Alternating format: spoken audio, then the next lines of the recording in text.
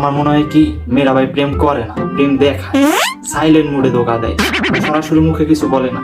যদি বলে যে ব্রেকআপ তাহলে কিন্তু হয়ে যায়, কিন্তু ওইরকম সরাসরি বলে না যে ব্রেকআপ। কি করে জানেন? আনসিন করে রেখে দেয়। আনসিন মানে ব্রেকআপ। প্রথমে কয় তোমার ছাড়া আমি থাকতে পারবো না, 2 দিন পর দেখি নতুন বয়ফ্রেন্ড। অপু ভাই, আমি দিতাম তারে চকলেট, সে আমার দিত খালি চাপা।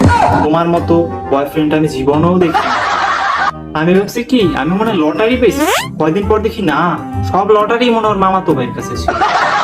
বন্ধুরা কয় মেয়ে তো ধোকা দিছে, এখন কেন এরকম কষ্ট পাচ্ছিস, এখন কেন প্রেম করিস না?